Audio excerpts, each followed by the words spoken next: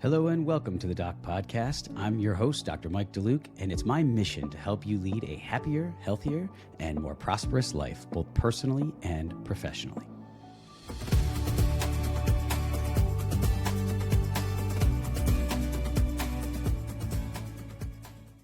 Hello and welcome to this episode of the Doc Podcast. Today's guest is someone I'm assuming most of you probably know, or at least know of, and that is Dr. Ilya Lipkin. Dr. Lipkin is a true visionary in the field of orthodontics, and he has really pushed the envelope regarding what is possible with mini-screw-assisted rapid maxillary expansion, or MARPE, as it is commonly called. Dr. Lipkin earned his DDS and Certificate of Orthodontics from the NYU College of Dentistry. His treatment approach centers around his belief that orthodontics should address all the structures of the masticatory system, especially the TMJ apparatus. Dr. Lipkin lectures nationally and internationally on multiple orthodontic-related topics, including skeletal expansion, airway, TMJ, and various orthodontic techniques and technologies. He and I have an amazing conversation about his journey into orthodontics, the clinical academic divide, how he became so passionate about airway, his being a pioneer in the area of MARPE, how we advance the profession of orthodontics into the future so that it focuses more on the overall patient and not just on the teeth, and much, much more. So without further ado, I bring you Dr. Ilya Lipkin. Enjoy the show, everybody.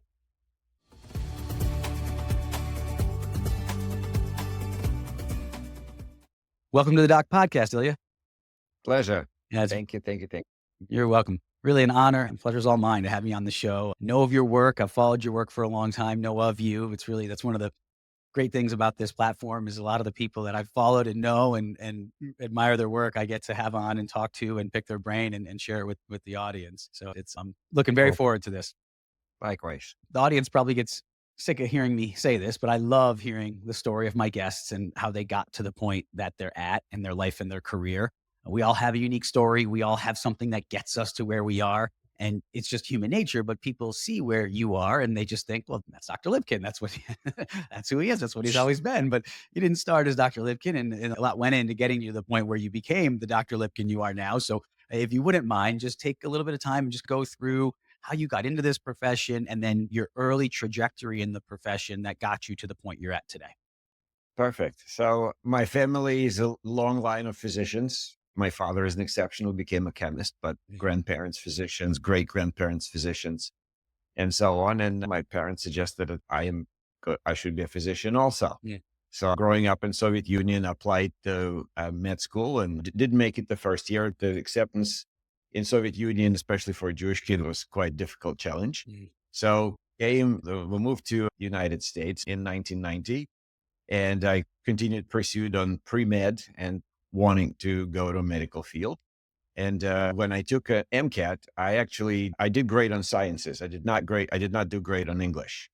So because English on the MCAT was analyze a statistical article, like research article, and then answer questions. But statistics were never my very strong field.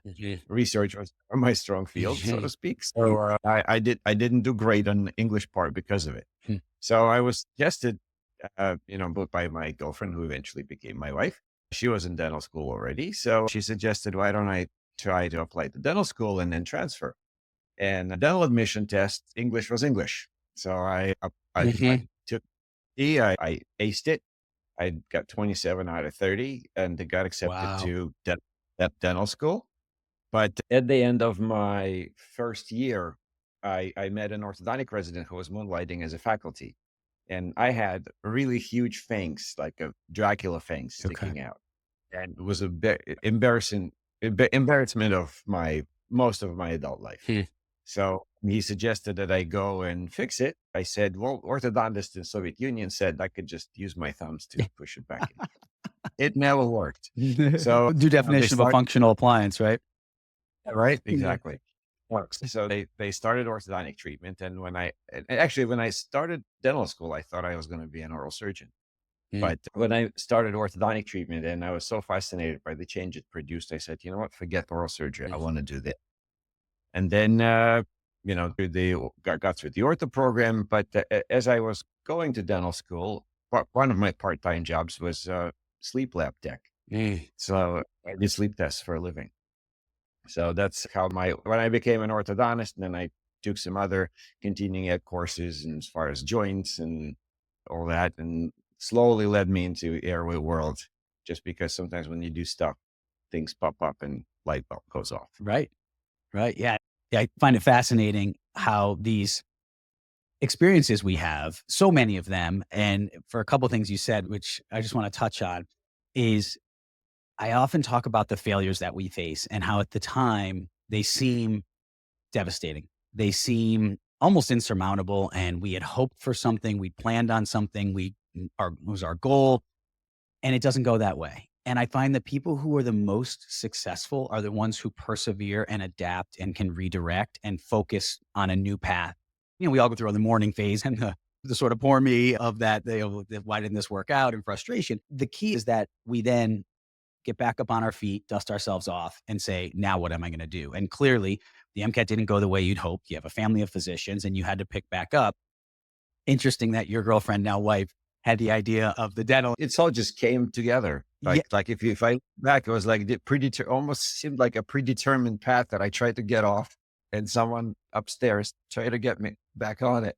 I completely agree. And I said a bunch of times with different guests on the show of what you believe in spiritually, from a divinity standpoint, we have a purpose. We all have a purpose, and it's our job to recognize our talents and understand how to apply them for the greater good of society. And you clearly had a purpose to help others in going into the medical community. You wanted to help, you wanted to be a healer.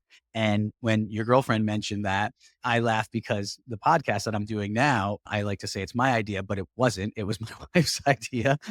So I was like, gosh, how do I get the message out of the new thing I'm doing and educate people? And she's like, why don't you start a podcast? I'm like, I don't know anything about podcasting. So it's funny. We need those prompts along the way. And then it's our job to listen to them and try to hear those little words of wisdom that people will say to us. And then the sleep lab, man, I mean, what are the odds that you end up working in this sleep lab? And as you said, so many things. I waited tables for a lot of years during my college years in the summers. And I know there's so many things in customer service that stuck with me when I started and ran my practice from those days waiting tables. And just the whole front end, back end of a restaurant is very similar actually to a very busy orthodontic practice. There's a lot of similarities there. And I know I took a lot of that with me. So looking back, what in your sleep lab experience could you look back at now and say, maybe you wouldn't be as airway focused if you hadn't had that? Or maybe that's not the case. It probably didn't blend together right away. So it was always on the back of my mind. And I had one particular patient that always sticks out. I remember a kid who was he was late teen, like somewhere around 18, 19. He was a high school dropout, and he was lazy, blah, blah, blah, ADHD and all that stuff. And I remember, and finally at some point he ended up, somebody may have suggested, so he ended up in the sleep physician's office. And when they did the sleep test, what I had was the portable equipment. I would go to a patient's house, set them up, and then pick up the computer in the morning and bring it for data to calculate the data. So what happened was I got to his house 8 p.m., set him up, left, and then he fell asleep the second I left. Like he went to bed after I hooked him up to the machine. By the time I started the recording, and he was sleeping already, snoring like a truck. And when I left his house, I came like at 7 a.m. before my classes. He was still sleeping like a dead. And then when we did these calculations, he had a 600 arousals in that time frame. Wow. So he woke up 600 times a night. So if I skip a couple of nights of a good sleep, I feel miserable. Yep. And I'm sure most people would do. And then this kid has not had a good sleep in nearly 20 years. Right. So that particular patient really stuck with me. And also our program director in my orthodontic program can't say he was airway focused, but he was very well airway aware. We had like ENT letters. We talked about it. So it all came together at some point. That's great. Yeah. Talk to me a little bit more about your program, because I do want to dive a little bit into the clinical academic divide that I tend to talk a lot about on this show, and being someone who's been intimately involved in both the clinical side and the academic side for my entire career. More so the clinical side, first half of my career. Now as I'm embarking on the second stage, more the academic side. But what did you experience in residency? How much, as I referenced in the intro, you went to NYU. how much talk about airway, how much talk about the fact that what we do has any impact on airway, or was it something that didn't really get mentioned other than just maybe reading some literature? We had a fantastic program director, Dr. Gerald, and he Mm, was probably one of the most open-minded orthodontists that's out great. there. He would never, because I've visited different programs, and I've known about different programs, talked to different residents. In some programs, the program director does not allow to deviate from what that program director believes in. Yep. If that program director uses particular technique, particular mechanics, everyone in that program will be using that mechanics. Yep. They will not know anything else other than that mechanics. Yep. And I've seen this. Me too. I actually I got invited at some point to do a talk on MARPE, and I got invited by perio department. And the perio department invited ortho residents to listen to it. And the program director said that she does not believe in MARPE, Hmm. and she did not want to let ortho residents attend the seminar. Yeah. So, but our program director was absolutely amazing. He would encourage, even if he didn't agree, Mhm. but we had to come, we had to make a presentation, what we learned. And then he was always airway focused because he did believe tonsils, adenoids, palate expansions, but he would let us try anything. Mhm. And I feel as far as academic world, my son, who just got accepted to orthodontic program in Portland, Oregon. Oh, congrats. That's awesome. Thank you. Thank you. So he visited about a dozen orthodontic programs, Mhm. and in some places they talked about me because they knew who I was, and they Mhm. talked about and so on. Mhm. And they were very open, and they used MARPEs, they used TADs, they used all sorts of latest and innovative techniques. Mhm. And some programs were just like one of the program directors, when he was interviewing my son, he said, "Oh, I know I've heard you dead, and I just want to let you know I disagree. Whatever he does is not necessary." I mean, they told him that. Yeah, I guess gotta give him credit for being upfront and honest on it at the very least. It's so interesting you say that because I find the same thing, and where I'm at Nova, I know that certain people there don't agree with everything I'm saying and teaching when it comes to airway, but I always say I give them tremendous respect that they give me free reign academically to teach the residents and educate the residents, and I really respect that because some places, like you said, what the director or the clinical director, what a program director, whatever feels, they will not let anything else in there. When I get invited to speak at other residencies, I do a fair number of talks to residents around the country, and some of the residents really want to hear me speak to their resident group, and they'll go check with their director, and they'll come back and say, "You're not. They won't let you." And I always think that's so sad, and a lot of times when I do it, the director will be there, or I'll do a Zoom, and the director will be in the room, and I welcome questions afterwards for a considerable amount of time. Because to me, that's the spirited academic discussion and debate. That to me, that is academia, right? That is the spirit of I mean, academia. if we can't all agree on it, on the same thing. I mean, there are certain things we can, but it's okay to disagree. Right. But that's why there are different opinions. People present their opinions on one end, people present their opinions on the other end. There is some clinical evidence for this, for that, and then we could discuss, debate, and it's always good comes out of it always. Agreed. But some just purely just that's it. I disagree, and that's why I don't want my students to listen to this. That's, I think, absurd. Yeah, I always say whether it's in a social media forum that posts get taken down on because they don't like what was being said. I always say, "What? Be very Mm, wary of the people suppressing speech." That's I'm pretty open and consistent on that belief. When people say that things shouldn't be heard because it's mistruths or whatever misinformation, yeah, that's always to me a kind of the hair on the back of my neck starts to stand up a little bit. Again, I don't have to like what you say, and you don't have to like what I say, but we should That's allow each other the freedom to say it and then have a spirited academic debate about it and come at me. I don't come at me. Give me questions.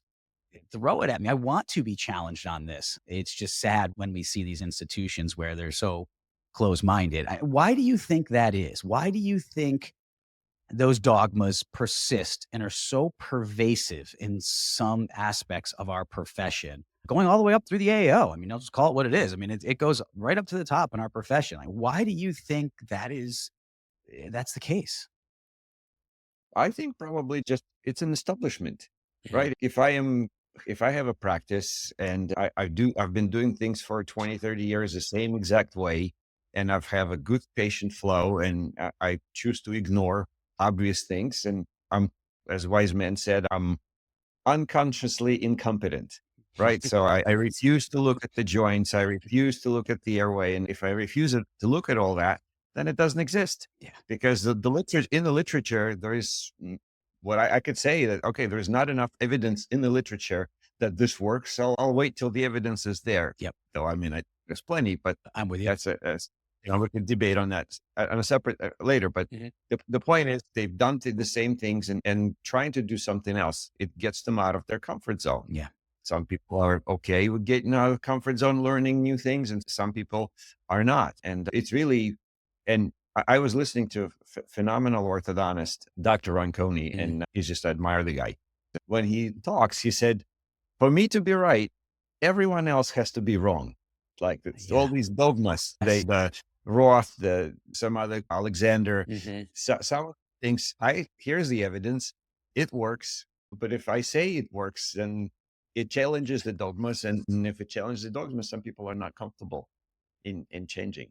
I think that's where that comes. Eh, I completely agree. And take it even one step further, they not only have to be okay with the intellectual challenge and humility and have the humility to change, they then have to go do something about it. Because Well, that's the key. right? That's the And key. a lot of people don't, As a I mean, they don't wanna do that. I hate I mean, Yeah. I don't say that as a criticism, it's just a fact, and we're all that way, it's human nature, right? We all like our routine, and then when our routine gets disrupted, the old book, "Who Moved My Cheese," right? Anyone who's run a practice out there or been a boss or a man in a managerial position, when you sometimes change the littlest things, it can totally throw your team out of whack. Well, why? They like the routine, they get used to it, it's comfortable. So you're not only expecting them to this establishment group and the ones who are so dogmatic, you're not only expecting them to admit they're wrong, which I love that quote, right? If you recognize I'm right, that means you're wrong. And everything that you've been teaching all these years and doing all these years, it takes a tremendous amount of humility. Then you're expecting them to, now that they know that, totally change the way that they practice, totally Yeah. change the way that they think, act. They have to look back at this whole body of work, or even if it's 5 or 10 years of work, or even if it's just their education that they went through and say, man, did I learn the wrong things here? What was I doing? What was this time spent? And I don't think that's easy. I really don't. I think that's really hard for a lot of people. I agree. I agree. And then some people accept the change. Some people even may recognize it that may be important, but they choose to be, maybe at this point, choose to be consciously incompetent. They'll say, Yeah. okay, I know that's there. I know that I might not be doing the right thing, but, or like say what they teach, but you know what? I'm lining up the teeth. Most of my patients are okay. Yep. I'm just not going to do it. Yep. And people do change. I mean, it's been amazing because I had some colleagues of ours, a couple of orthodontists came to my course, and then they're in their late 50s or Mhm. early 60s, and they change. That's admirable. And I'm just fascinated by it. Yeah, I have the same reaction with people who take my courses in content and CE courses, and some of them they've been practicing for 20, 30 years, and all of a sudden they question this and they think differently. The one guy, I don't think he'll mind me mentioning his name, Bruce Ollins, who's great. He's in Jersey as well. I mean, I think he's in his 80s, and yet he is as invigorated by this and trying to treat earlier and understanding airway. So it's possible. And those people, again, I such respect and admiration for them that they're willing to step outside their comfort zone. When did you start to practice differently? So NYU, you started to maybe have some airway awareness.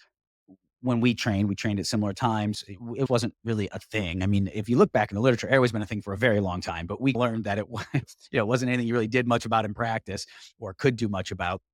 So at what point in your career and what was your trajectory where you started to realize, hey, wait, there's something to the way the patient breathes that impacts and crosses over with what I'm doing orthodontically?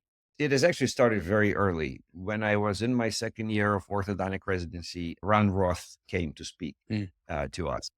And he started talking about things that just made sense. Mhm. Like he said, just imagine a case where case looks pretty normal, like easy orthodontic case, and you put the braces on, and all of a sudden, when patient comes in for his first appointment, this case all of a sudden looks a lot worse. It's like it was nice, easy class 1 crowding, Mhm. and all of a sudden now it's a class 2 overjet. Yep.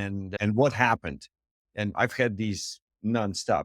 Actually, I'll tell you a little bit of a also side note. Yeah. What One of the things when I was in my senior, actually just graduated dental school, and I was already accepted to orthodontic program.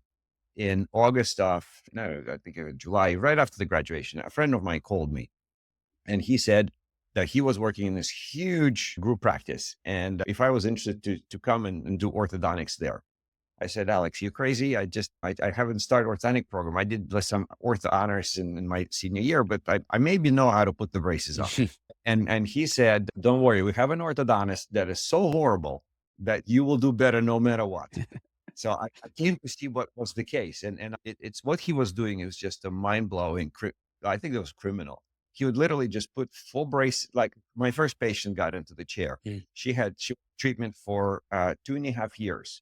She had full braces in the front. That's it. And then a straight piece of wire like this. Oh, So the front four incisors were standing like soldiers. oh, And then, and she had the unilateral extractions and spaces over 2.5 year time just closed on their own. And all he was doing for 2.5 years, changing colors. That's wow. it. That was the end of orthodontic. So clearly for me, just putting a full set of braces would have been probably Yeah, better. step up. Yeah. So I went and worked there weekends and I worked other practices. And by the time I graduated ortho, in addition to my ortho program training, I've had an enormous patient pool in all these different places I worked at. And it was probably even to some extent was even better experience than my orthodontic program because I made all the mistakes I could. Yeah. In some cases, I extracted teeth where I shouldn't have or vice versa. And sometimes you start doing things and some certain things come up, like I extracted teeth. I didn't like, the teeth was straight, patients was happy. I really didn't like that smile. I still have that. One of my patients, I'm treating her 5th child now. Wow. And then she was a teenager back then. And every time she smiles, I said, I wish I offered her retreatment at no cost. She didn't want to. But so then I eventually joined the gentleman who I bought the practice from. And he was, I would say, also was airway aware. So he was doing a lot of palate expanders on little kids. And then we talked about how it affected it. And at some point, your parents start telling you, oh, by the way, after this palate expander, my daughter was in 3rd percentile by growth, and now she is in 50th percentile. And oh, my child stopped bedwetting. Do you think this is related? Oh, my child now sleeps through the night. Do you think that's related? And then when you hear these things enough times, I mean, Yes. it comes, it kicks in. Yeah. That was exactly, literally, in so many parallels when you talk to people on this. Yeah. So I know I weird off my point, but so from that Ron Rothpick talk, Yeah. I took myself on journeys into a TMJ world. I took Roth course. I've done a lot of TMJ courses. I've done a lot of actually restorative courses I've taken Dawson because I felt that some of the higher end dentists that I really wanted to work with, they were all joint based occlusions. Yep. And then you continue in that realm and you start addressing joints first. And then at some point when we started doing some intrusion to let the mandible rotate more forward, again, the airway popped up. Oh, think that's related? Yeah. Now I know it's related. So I've always tried to go outside of conventional. And then every time I went for a course, my staff doesn't do that anymore, but most of them has been with me for a very long time. But when I come from any kind of course, they say, so what are we changing today? Yeah. Yep. So you've selected and trained them well. And to your credit, again, talk about the small world. Your bookkeeper, who's been with you for I don't know how many years, but a long time, who literally she's been with me so my first day in my practice, which I eventually bought, was September 11, 2001. Wow. So that was my first day. That's a day to start practice. This 11. Yeah. Wow. Exactly. So now we're talking about almost 23 years. And then she's been with that practice for, I think, another 15 years prior to that. Wow. It's Amal. Amal. So Amal is walking in the neighborhood I now live in. I don't know her and her husband, super nice people. I was out doing some yard work and they stop, we get talking, and I don't know where it even led to that. We got talking about things and she tells me they're from Jersey. What do you do? And she says, I work for an orthodontist. So I'm like, wait, really? Who? And I mean, this was about a year ago, I guess. And it's what a small world. And I see them all the time out in the neighborhood now, and they're just such great people. But she sings your praises, just so you know, As someone who ran a practice for a couple decades, it's not easy. And I know the challenges. And boy, I hope my team members, when I wasn't around, spoke of me that way, because she really just has nothing but the most amazing things to say about you. So Thank you. kudos on Thank the you. practice management side, because that is not easy. And it was someone who came with the practice, which sometimes gets even harder, right? I mean, they have other ways of doing things. And so, yeah, she really just talks about your generosity and your knowledge. And she even referenced your constant desire to improve. And it's interesting. I know that is something for sure my team would have acknowledged about me as well. And I think that's a common thread between those of us who do push that envelope. Teams don't love it all the time because it does make their lives harder sometimes. That being said, they do respect the fact that we're always willing to admit that we could do it better than we did it. We're very proud of how well we're doing it, but we always admit that we can do it better. And we have the humility to look back and say, as you said, that patient that you see all the time, the mom of 5, and it bothers you still. Well, that burning desire within you is why you've pushed the envelope, I believe, to go down this path on this other journey. And we're going to get into the MARPE side of things in a minute, but pushing the envelope on what's even possible orthodontically, because you aren't happy just going in, seeing these patients, adjusting their brackets, changing colors, so to speak, changing wires, telling your assistants what to do, and walking out and putting your head on the pillow and saying, oh, I'm making teeth straighter. I'm helping my patients. And I'm not saying those people aren't doing that. They are helping their patients. There's just, it's next level when you say, could I do more to help them? And you clearly have that in you. And I find the people with whom I speak that have pushed that envelope all have that trait in common. I had one great instructor that I listened to a long time ago. Name is Andy Gerardo, as one of my orth course, and he's just a great guy. And one of the things he said that orthodontics either could be a teeth alignment or it could be teeth alignment and a health service. So I more so it started with the jaw joints, but certainly now it's jaw joints, airway, and comprehensive ortho, and it's really not just tooth alignment; it's tooth alignment and health service, and some people choose just to do alignment only. Yep, I And agree. I feel That's that we deliver a better world if we're doing that both ways. that is so fundamental to my platform and what I try to teach and do. So I appreciate you mentioning that, and that is something again that people who push the envelope see it for more than just the teeth. And we're not happy just being tooth straighteners, and we're not happy just lining teeth up, but trying to get it more than that. And another thing you mentioned, which I again an interesting similarity, I did some moonlighting during my orthodontic residency in my family's general dental practice. So I would go back typically once a month. I'd go back for a Saturday, and it started just covering hygiene. So, because in New York State, you have to have a licensed dentist on premises to even run hygiene. You can't even have your hygienist in there. So in New York State, as an orthodontist, you can't even have your assistants go clip a pokey wire. It's against the law. So yeah. But that being said, so that's where it started. That I was in Connecticut. It was a couple hour drive back. I'd go back and see these patients. It started just by covering hygiene, and then it turned into covering some emergencies. And then it turned into some simple restorative type stuff that had just been building on the other doc schedules, and the patients were anxious to get in. And then it turned into some simple crowns, endo. And so it's interesting when hear you talk about how when you got out of your residency, you felt this higher level of confidence because of your clinical experience. And we weren't allowed to moonlight at UConn. I told no one, literally. No one knew until I was years out. I just said nothing to anyone. And it's such a shame because I would not Yep. have been able to go open my doors of my practice 5 days after graduating from my residency with the success that I did had I not had those years to cut the cord a little bit, right? Because our hands are held so tightly, understandably so, and with good reason, in our dental school training. And then in residency, it's not as supervised, but you still have that faculty or those co-residents to turn to with questions on everything you're uncertain about. It's a Yeah. different feeling when you're sitting in that chair alone and it's just you and the patient Very. and your assistant, and you're like, all right, I got to make this decision. So it really helped me. And so it's funny, a bunch of the people with whom I've spoken who either did a year of private practice and then went back to ortho, or a year or more, or a lot of those people are some of the people who push the envelope so much and aren't just happy being two straighteners. They see things more in the patient.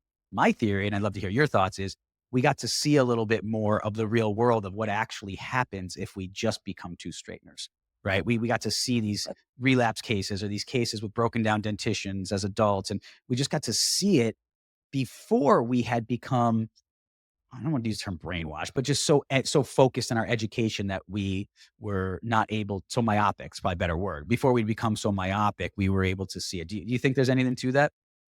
Probably. I mean, again, it goes back to the same. You're either unconsciously incompetent, consciously incompetent, and then at some point you want to change your competency level and be mindful of it, or you Mhm. could just choose to ignore it. By the time I graduated ortho program, I was working in 8 different practices. Wow, Our program director did not object as that's long as great. the academic work was done Sure, and then everything was done. He couldn't care less what you do after hours. that's great. So I worked like a couple of nights a week in my in-laws practice. I worked for 2 of my faculties on the weekend. Mm. And then I worked other couple of GP practice that ran ortho. I was the guy that everyone hates, hates Yeah. in the GP practice. Sure. But being exposed, and actually, I find that working in a GP office actually did do me a lot of good Mhm. because I very often discussing cases and I was looking at the cases not from orthodontic perspective, but actually from general dental perspective. Yes. I've seen these patients that been with broken down recessed teeth in the future, someone who had orthodontics in the past. And then I went ahead and took GP courses just so I Mhm. was aware of, so we could speak the same language.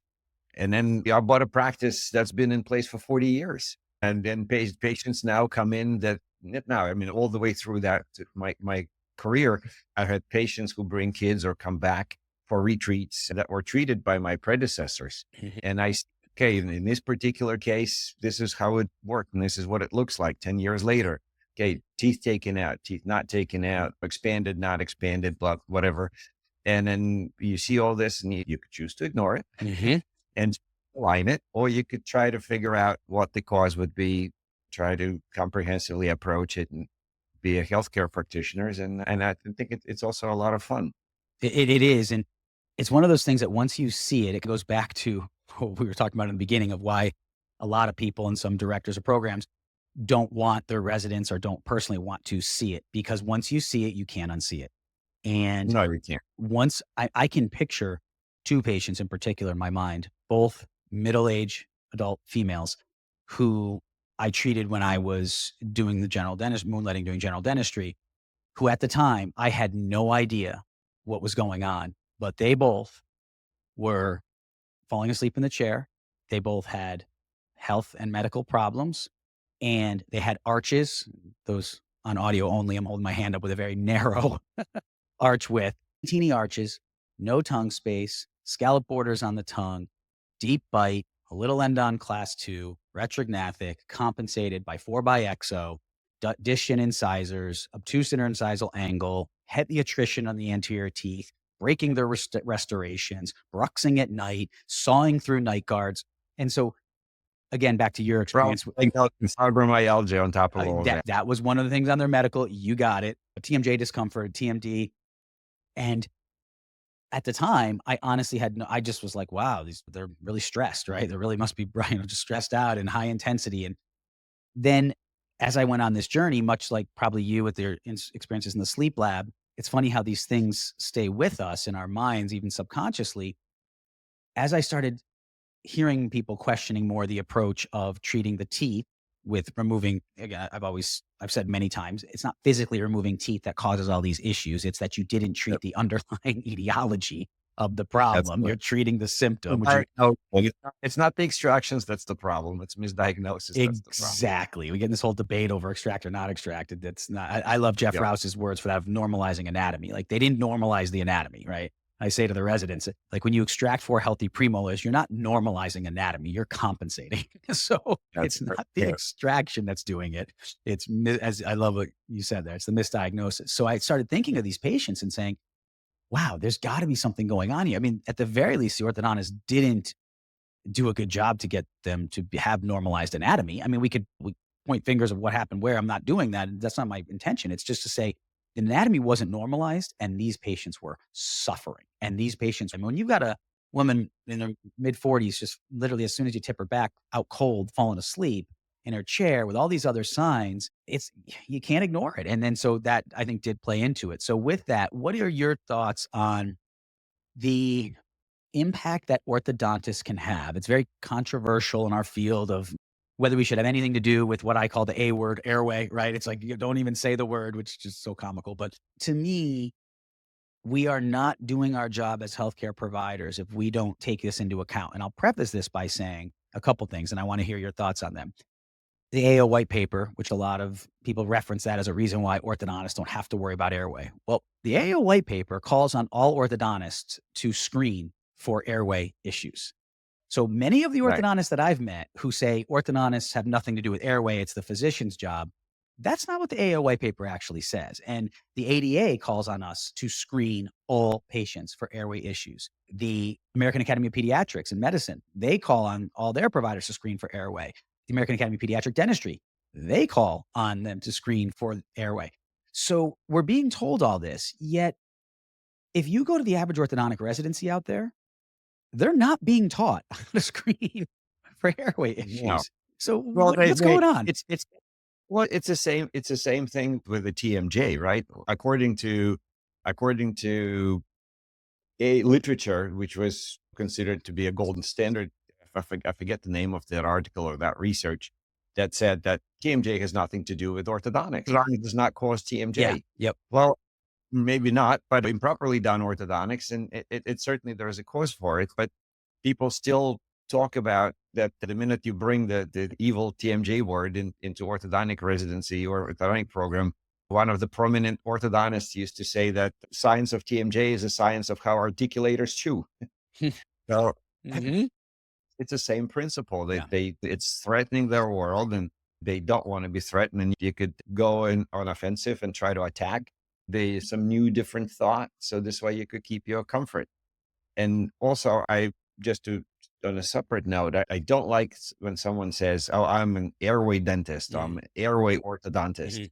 I feel that disregards everything else, Mhm. right? So because I've seen cases that were treated under the premises of being airway improvement, but after that, there was some sort of a faulty overexpansion of dental arches, Great no point. scale, and then now the perio is compromised and occlusion is compromised, but Yep. the airway, quote unquote, maybe Right. was improved with no proof of it. So I think we should really have, in my mind, we should be all airway aware, but also TMJ aware, also perio aware. Like Ron Ross always said, we have to set a very specific list of goals, right? We want to have patient occlusal healthy, Mhm. perio healthy, airway healthy, and aesthetics will come if you get all those goals. And sometimes you can't achieve all Mhm. goals, and it's okay as long as the patient is informed of the compromise and they're Mhm. aware of it. All right, but I really don't want to call ourselves like airway orthodontist Mhm. because that implies that nothing else matters. No, that's a great point. That's why I like being airway aware, BTMJ aware, occlusion Yeah. aware, perio aware. You have to look at all these things and correct me if you feel differently, please. My opinion on this is part of the reason we do want to put those blinders on is even the ones who may be open to change or may think there's something there, it changes your whole diagnostic and treatment planning process, and it makes it much more intense. And you know how many times, Ilya, I would walk in and a parent would say, or my TCs would tell me afterwards, like, wow, mom or dad was saying that they went somewhere else, and the orthodontist literally walked in the room, didn't even put gloves on, picked up a mirror, looked real quick in the patient's mouth and said, 16, 18 months, right, whatever, and walked out. I Please. was working in a practice where the only records they took was panoramic X-ray and pictures. Yep. Yeah, That's all insurance required. So, you got it. which distorted to dimensional projection, and you see nothing else on it. But that was the extent of diagnostics. Okay, 24 months, Yep. done. Next. Yep. Yep. And we heard it all the time. And they're like, Dr. Mike was talking about this 3D image and he's talking about airway and breathing and function and tongue space and health and all these other things. And you can do it. One of the things I teach people is you can do this in 10 minutes. You have to have good systems. You have to have great team members. You have to have a process in place, but you can't do it in a minute, 30 seconds, where you walk in the room, as you said, with pictures in a pan, look in the kid's mouth, make a quick decision in your head. Basically, what a lot of orthodontists are looking at is, can I straighten these teeth with or without extraction? Is the extent of it. Like, how do I straighten these teeth? Not why are these teeth crooked to begin with? And what else is going on in the world of this patient's health that could be something I could help them with. And to me, that's the biggest thing we have to break through, is that quick consult. I'm not throwing shade at any consultants. I use consultants. They have a very important value. I just feel we need to be very clear that the goal shouldn't be taking the doctor out of the diagnosis, treatment planning, and consultation process. I feel that is the key. And we are so quick to have to get back to the clinic to keep adjusting things. And I've been there in running a very busy, stressful orthodontic practice. That being said, when I was in those rooms, we had earpieces. When I went in that room, my earpiece came out and got tucked down the back of my shirt. And my team knew, unless it was an emergency, you don't bother me when I'm in the room for that 10-ish minutes with those parents and that patient engaged. I am focused, and this is my time to figure it out. And my contention is, when you do that, your cases treat out way better anyway. So your results end up a lot better, right? I do two-step consult. I cannot, every time in the past, I've done it every which way. And I've been in the practice where patient gets in the chair. I had to look at a patient. I had to examine, do a full exam and come up with the treatment plan on the spot. And every time I did that, I missed something. Almost every time. It was either I undervalued the difficulty, or I underestimated the complexity, or quite the opposite. Maybe the case was too simple and I overestimated the difficulty. So today I miss stuff. We're all humans. Yep. So I have a system in my office where patients come in, we do the records from whoever that is, Yep. whatever, we do the full records, the full exam. We go through a huge checklist of things. Yeah. Then I sit down on a separate day. I go through another checklist of things. So for airway, for joints, for ceph, for pan, for whatever. And then it's all comes together, and I make a problem list. I make the solution list. Then I see, I sometimes still miss a few. Sure. Occasionally, but certainly a lot less. And then now I could very clearly estimate and have a good plan in place that I know I can implement. Yeah. And that's awesome, because I tell the residents all the time, what separates you is your diagnostic ability, is your ability to detect and diagnose these abnormalities and these issues. And it's not just about the millimeters of crowding in a particular arch. Yes, that's the symptom you might see, but you have such a greater role to play in the life and well-being of these patients.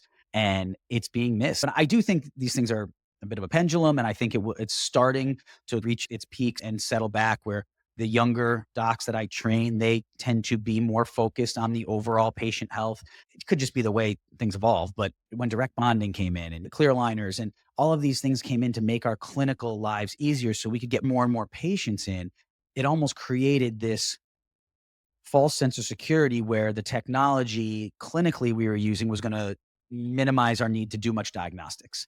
And at the end of the day, the key to everything is that time we take in the beginning to not just take the records, but look at the records, get a That's thorough very true. history, right? Understand what they're going through, and then come up with the plan. And then, yes, it's wonderful to have all these technological amenities to be able to make the treatment part easier. I'm a huge fan of all of them. That being said, it doesn't allow you to shirk your responsibility as a diagnostician. I think the diagnostic is the key. And quite honestly, I think a lot of times it's just missing. Patients come in for second opinions very often. And I look at it, I look at some of them and it's like, what was the doc thinking? It's like, it's not that I'm better or than anyone else. It's just, this was clearly not thought through plan. Right. Like, and people just keep doing it. Yeah, because it's comfortable. On the note of the diagnosis, how do you determine? So we'll start getting into the MARPE side of things, because you truly are a pioneer in that area. You teach it internationally, nationally, and internationally. How do you determine when? Jeremy Manueli was on my show a while back, and we were getting into this and talking about it, of me trying to learn more about it, because I never did a lot of it in practice. My practice was a little younger, especially in my later years. And when I did a lot of the airway treatment, I was really keyed in on the younger kids and early expansion and early development.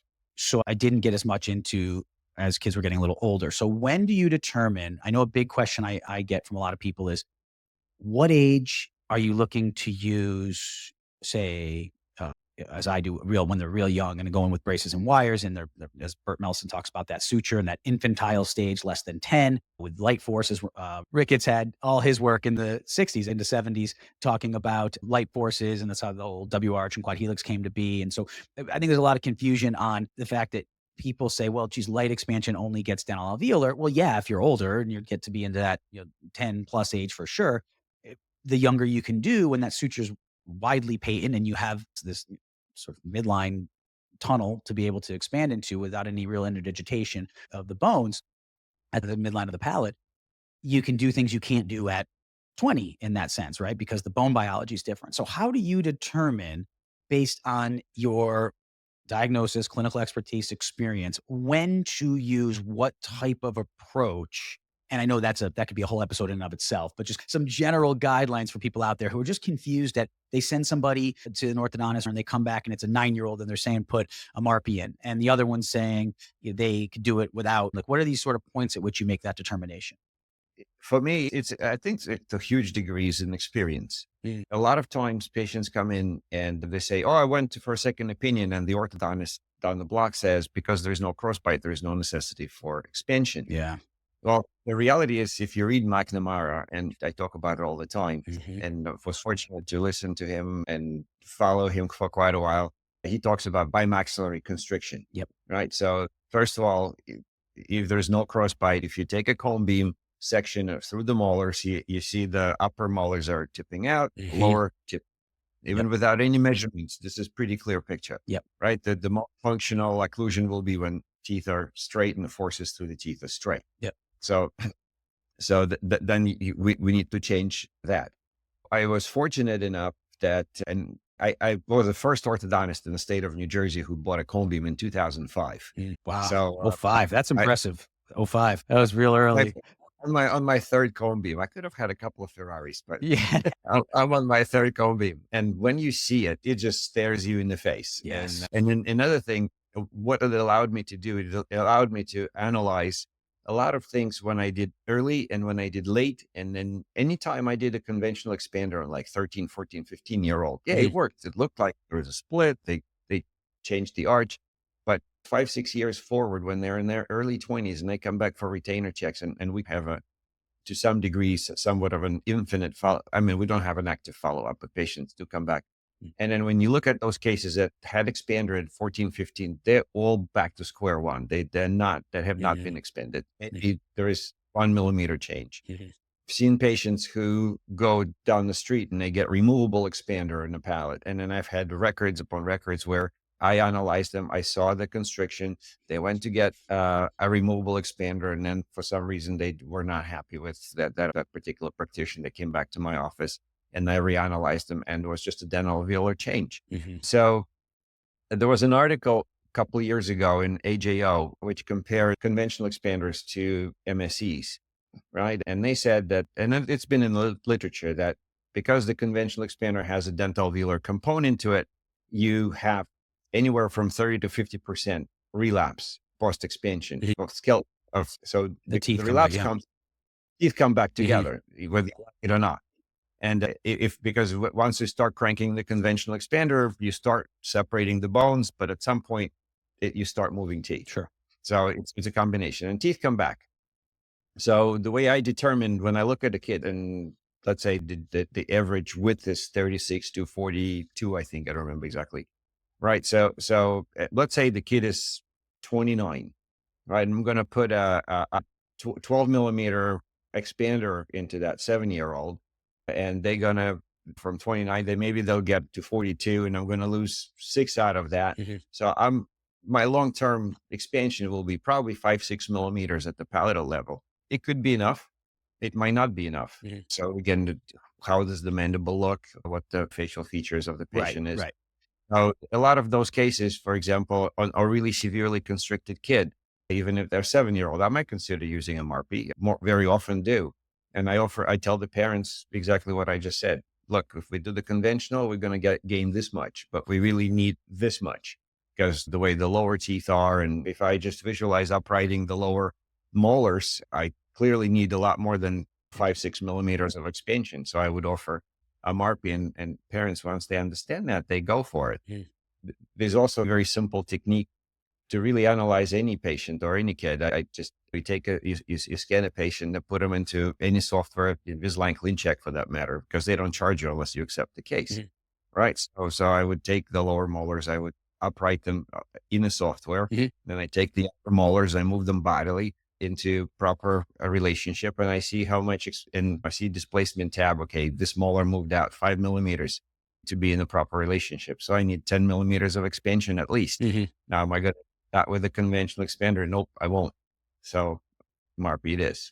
Now, when you say 10 millimeters you need, how do you determine, are you going like the McNamara norms of kind of what their intermolar Oh, width no, should be? without any norms. You're So just let's looking at say the I bone. have, well, I look at a lower arch. Yep. Forget all the numbers. I Yep. look at the lower arch. I see the molars, the curve of Wilson, the Sure. lower sixes are staring at each other. Yep. If all I do is just upright them, Yep. straight up, no, nothing, just a tipping. Yeah, sure. Pure, Get them pure centered tip over the bone. Exactly. Yep. in the software to keep them in the bone. Yep. In a Invisalign or some other softwares, you could even see where that bone is. Yep.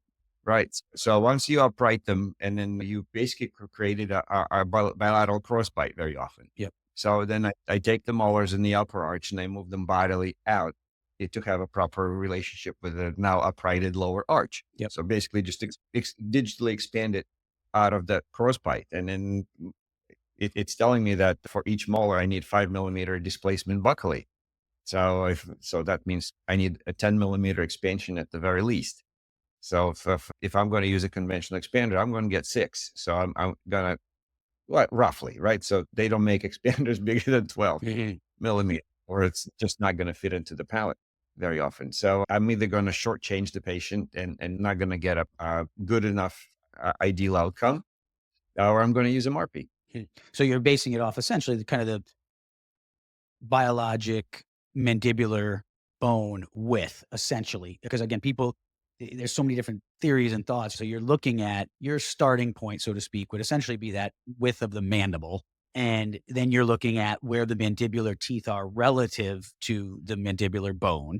And then you're determining how much movement you would have to do to upright those teeth, level the curve of Wilson, get those teeth as we all know they should be. And even the ABO says they're supposed to be, you're not supposed to have a curve of Wilson greater than a millimeter. I mean, that's all stuff that we acknowledge. And from an occlusal perspective, again, why we then look at a patient with no crossbite, as you referenced, with this caved in lower arch and say, oh yeah, well, I can't expand them, again, is beyond me, but because it truly defies the literature and the science on this. But so you center them, then you look at, okay, now that those lower teeth are over the bone, centered over the bone, forces will be directed along the long axis.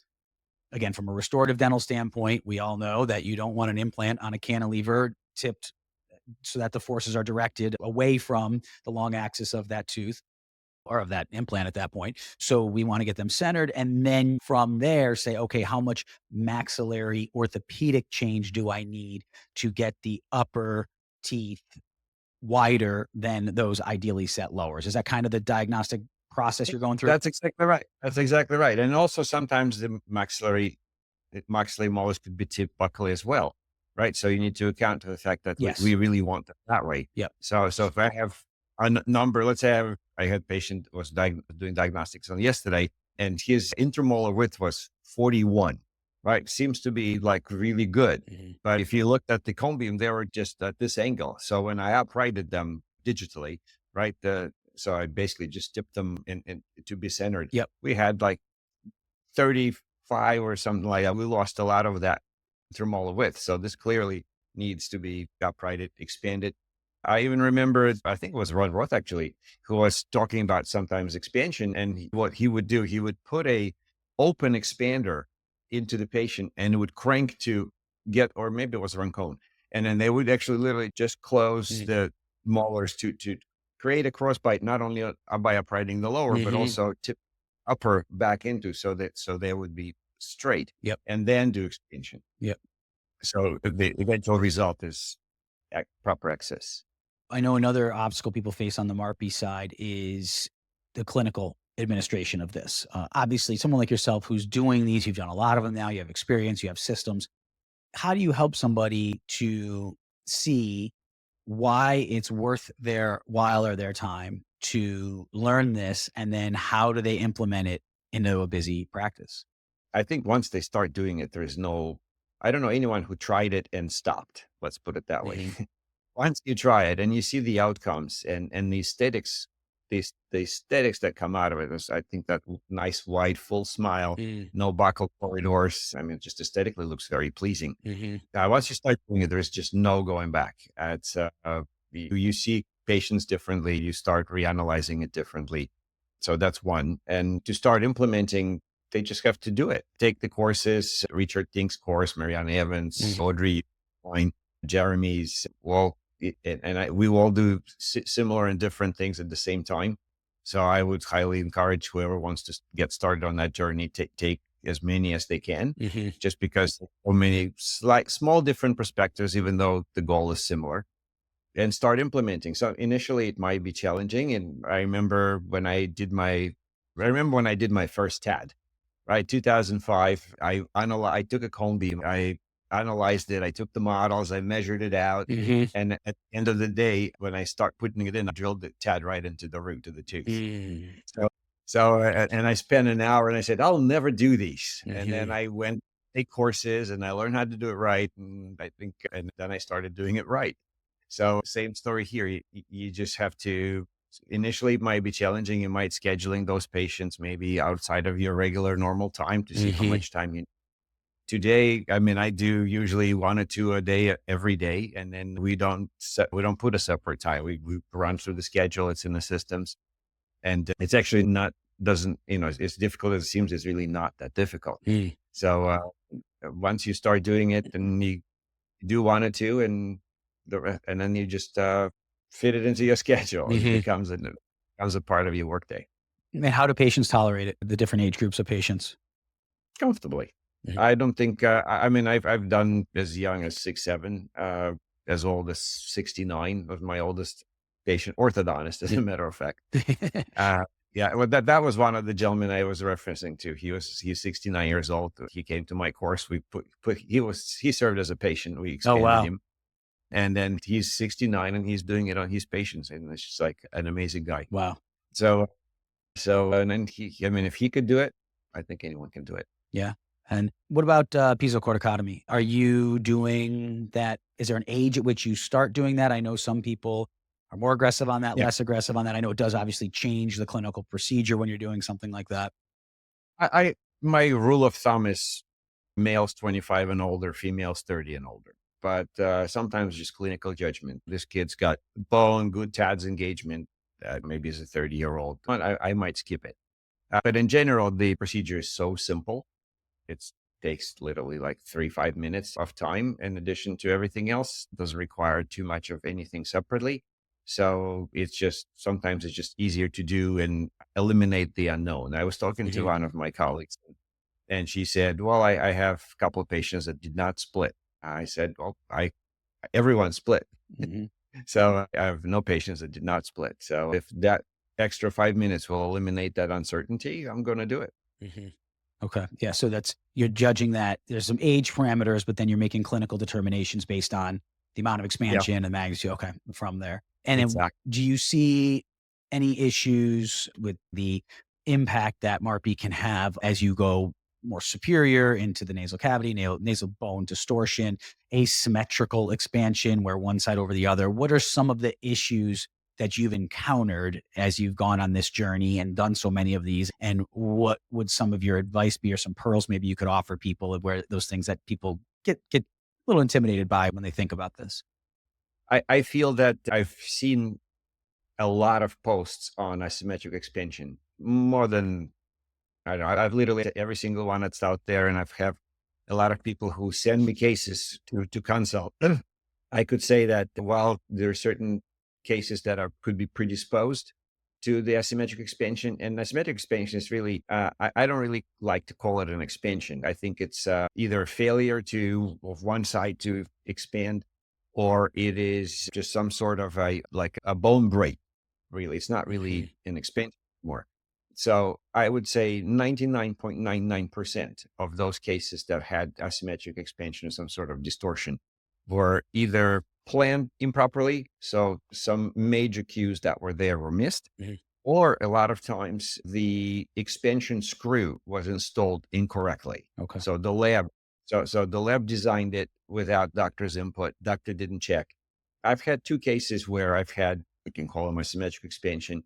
One was a previous orthodontic surgery case, Okay. and we knew that could be a possibility. Yep. So, and this was not a surprise when it happened. And a second one was my personal fault. When I looked back at it, the way the MARPE was designed and placed, I would take full blame for it. So everything else in my, I've never had any other complications in my almost 1,000 cases Wow. of scalp expansion. So, and anyone was welcome to come and look at all of them. That's no secrets. Yeah. My son, he said that he'll do the research when he's going to do his. Perfect. That's because you beat me to it. That's exactly what I was going to go to, is where we started this. And that's that academic clinical divide. Most orthodontic residents are graduating without treating more than a couple of kids under the age of 10. And they're certainly not doing, maybe they're putting a couple mini screws in, but they're not doing many, if any, MARPE type procedures. Everyone's having to learn this after the fact. Now, thankfully, guys like yourself and Jeremy and Juan Moon and people are teaching this, thankfully. The tough part is, and I face it with my phase 1 treatment courses and what I'm trying to teach people, is when you've never learned this, it's so much harder to understand it and accept it and then implement it. And I can't for the life of me understand why our political organizations within our profession, why there's no one going in and changing the code accreditation and starting to look into this and say, we need to start to bridge that gap between private practice and academia. And the running joke is, well, I just have to get my certificate so I can get out and learn how to do orthodontics in the real world. Yeah, Tell you, with it's the true. money we spend and the time we spend, and not only the money we spend to do it, because most residencies now you actually pay for in ortho Mhm. because they're so competitive. The GME money, they don't give it to the residents. And oftentimes they actually pay on top of that, let alone their lost earning potential because they're now dentists. So their 3 years of earning potential lost. We gotta do better than that. I mean, we've got to do better than that. Any thoughts? You and I have never spoken about this in these specifics. Any thoughts on, like, what we can do to start to solve this problem where our orthodontic residencies are training people the same that they were 40 years ago? And I mean that wholeheartedly. Basically, when direct bonding came out and nickel titanium wires came out, direct bond brackets over banding everything, which would be late 70s, early 80s. The change in our profession over that 45 years has been exponential. The change in the training programs has been, let's just say, a very slowly Yeah, ascending gradual slope. that's very true. It's just, I think people who are going to teaching, it's what they've done in their practices. There is not enough young faculty who would do these things. Like, for example, I used to teach at NYU, right? And I was told that I mean, I can only dedicate 1 day a month or maybe 2 days a month because it was unpaid. It was volunteer faculty, Yep. right? I'd love to teach it, and I'd love to come a day or two, but keep me out of politics, keep me out of anything. But they demanded that if I wanted to volunteer, right, I have to be there at least every week, once a week, Mm, and specific hours, and then do this and do that, and I don't want to do it. mm. So, and most of the faculty were there in their 60s, 70s. I mean, Yes. they're people who retire and just want to be in the profession. Yep. So they're not going to teach that kid a MARPE. They're Yep. not going to teach that kid a TAD. Yep. They're going to do headgear and they're going to do whatever. Right. So I think that's probably why. And like I said, some kids will go out, and I've had residents come to my course and teach, and some Mhm. programs are very open-minded. And like I said, my son going through interviews, he always asks that question: do they Mhm. do craniofacial? Do they do MARPE? Do they do TADs? And some programs say, yeah, we do it all. We do this. We have this. Some programs don't even have iTero scan. Right. Right. And very few are They, taking cone beams. Very few. yeah, yeah, the cone beams. Yeah, exactly. It's just like, why would you want to do that? Span and Ceph is enough, Right. right? So and I mean, I when I graduated, when I joined the practice, the first thing when I bought the practice, I bought a digital pen Ceph in Mhm. 2003, and in 2005 I bought a cone beam, and my $75,000 digital pen Ceph became a very expensive hanger Mhm. Yeah. because the cone beam gave me so much more information. So they need to get some maybe younger faculties and people who are out in the world come and teach, come and share, and be open to it. Yeah, and I I mean, think that the foundation, why aren't they incentivizing some of this? Because like you said, you can't expect many people to just abandon their private practices with the loan debt that they have and all of the financial responsibilities. It's all well and good to think that you're going to get these people to do it. And I mean, someone who's credentialed at many institutions, it's not easy to get credentialed, and then you have to go yeah, through the annual compliance of that institution, of all of their testing and their form filing and updating your credentials and recertifying. So there's a lot of work put into it. It's a disincentive to the busy practitioner who is doing this, the cutting edge type of treatment clinically day in and day out, to go into these programs. And then, as you said too, you're dealing with the politics. And then if you are someone who's pushing the envelope, you've got to be okay with dealing with the pushback, with the fact yeah. that even if it's not the director, say, but other faculty who don't love what you're teaching the residents because it's very Or much opposed to them. that's exactly right. Because I remember we had a Doug Knight, who's a very big rough follower, and he came to give us a talk, and he told us whatever. He gave us 1 hour presentation on occlusion, joints, stuff like that. Then after he left, one of the older faculty said, "Well, now that we listen to all this bullshit, forget all that and talk about extractions, non-extractions." So That's that's exactly what it is. That's how it is, and there's so many obstacles, and what's happening is a lot of these orthodontic programs are atrophying from the inside out, and the residents know it, they see it. These kids are smart, they understand, they are because of social media, because of digital courses that you have out there, I have out there, all these people have out there, they can get this content. I've actually offered my interceptive treatment course for free to all orthodontic residents. If they email me and tell me why they want to take it and prove that they're a resident, I will give it to them for free, because my goal isn't to make money off residents. My goal is to help educate. And in doing that, it has totally opened their minds to the value of cone beam and understanding how to treat younger kids and understanding the overall approach you can take to look at airway and the diagnostic process and things they're just not getting in their programs. So my point is, they're seeing this stuff now. They're seeing it on social media, and then they're going back to their program and being told that, again, like you said, it's a debate over like, well, they've got 4 millimeters of crowding, so that means by rules we have to extract teeth because you can't solve more. They're looking at it saying, this is crazy. Like, I'm not learning it the way I need to be learning it. So something's got to change. And because I fear if it doesn't, these programs are just going to start to be replaced by general practitioners who, not that I have anything wrong with it. Look, if I say to ortho, even the residents, the general practitioners doing it at a higher level of competence and more progressive than the orthodontist, I don't care. And Like, I'm not, actually, drop your it's ego. you They're took doing it better than you.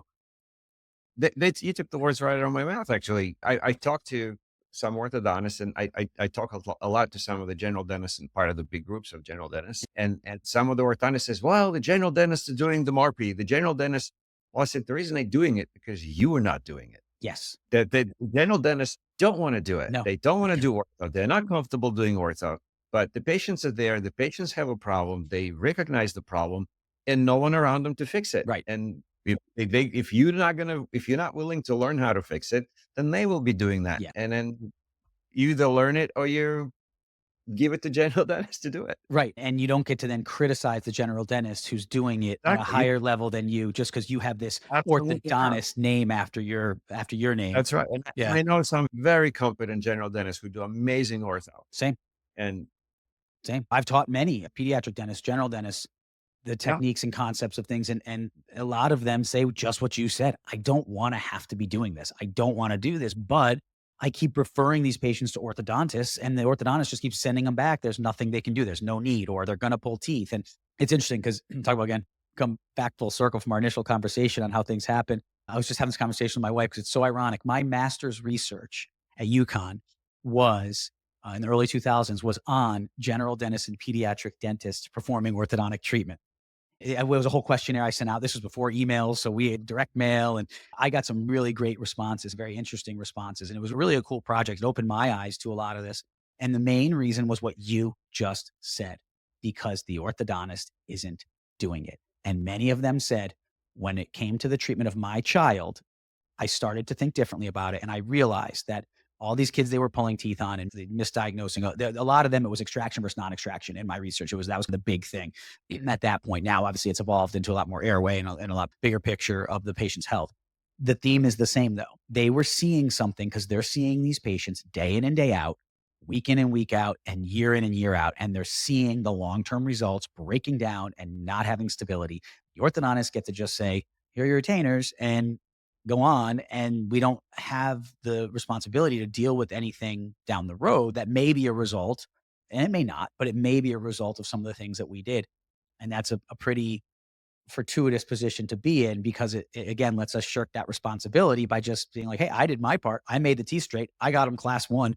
I solved the crowding, and you can just put your head on the pillow at night thinking that. So it's interesting, that common theme from 20, 25 years ago of the general practitioners not doing it because the whole thing of, oh, they're seeking more money or they're greedy. I have had many of them tell me my practice revenue's gone down, Mike, since I've started doing more ortho, because I was doing crown and bridge and veneers, and I had my practice was thriving.